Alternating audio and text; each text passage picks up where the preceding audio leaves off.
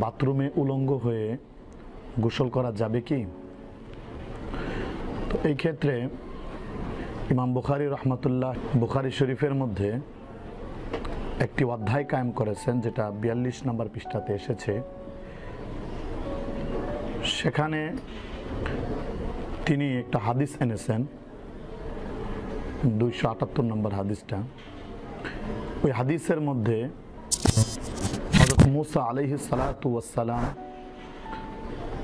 এবং হযরত আইয়ুব আলাইহিস সালাতু ওয়াস সালামের গোসলের ঘটনা উল্লেখ করে তিনি প্রমাণ করতে চেয়েছেন যে গোসলখানার ভিতরে, যেখানে মানুষের আনাগোনা নেই, মানুষের দৃষ্টি পড়বে না, এরকম নির্জন এলাকাতে এবং আবদ্ধ জায়গায় গোসল করা জায়েজ আছে। উনি এটা প্রমাণ করেছেন। মুসা আলাইহিস সালাতু ওয়াস সালাম বনি ইসরাইলের নবী ছিলেন।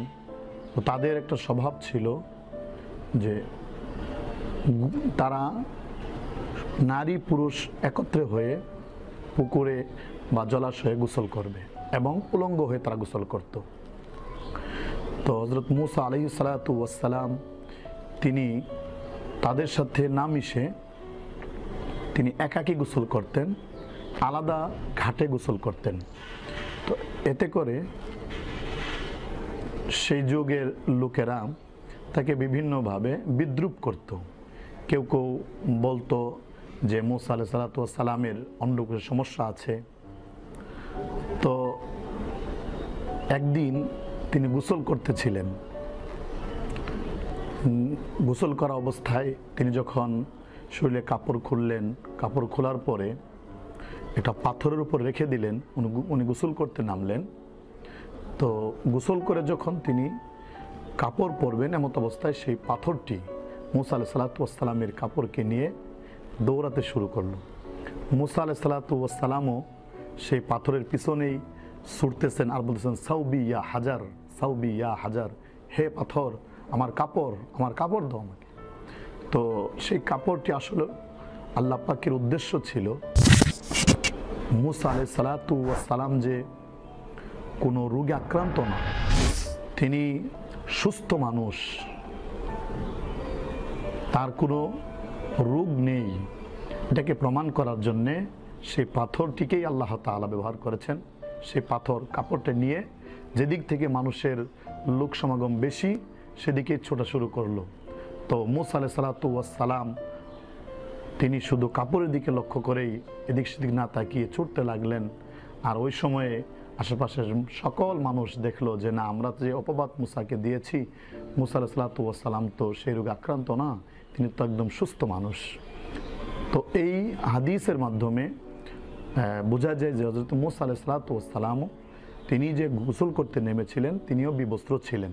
তো এই হাদিসের মাধ্যমে ইমাম বুখারী রহমতুল্লাহ আলাইহি প্রমাণ করতে চান যে গোসল করা বিবস্ত্র হয়ে জায়েজ আছে, যেখানে কেউ দেখবে না এমন গোসলখানার মধ্যে।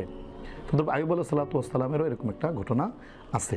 তো এই ক্ষেত্রে যদিও প্রমাণ করা হচ্ছে যে নির্জনে গোসল করা জায়েজ আছে, কিন্তু উত্তম হলো সর্বক্ষেত্রেই নিজের লজ্জাস্থানকে হেফাজত করা।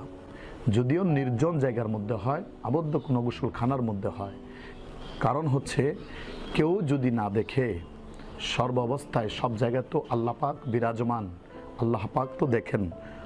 কারণ হাদিসের মধ্যেও এটাও এসেছে যে আল্লাহু আহাক্কু আইয়াস্তাহিয়া মিনহু, যে আল্লাহ পাকই তো বেশি হকদার যে তার সামনে মানুষের লজ্জা করা উচিত। এজন্যে উত্তম হচ্ছে কাপড় পরিধান করেই গোসল করা, বিবস্ত্র না হওয়া। কারণ গোসলের উদ্দেশ্য হচ্ছে শরীরকে পবিত্র করা।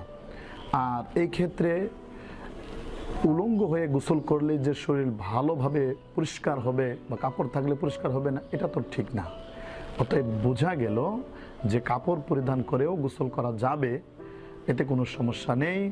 এবং ফিকহের কিতাব এবং অন্যান্য কিতাবের মধ্যে বোঝা যায় যে উলঙ্গ না হয়ে, কারণ কোনো উজর ছাড়া, বিবস্ত্র না হয়ে কাপড় পরিধান করে গোসল করাটাই উত্তম।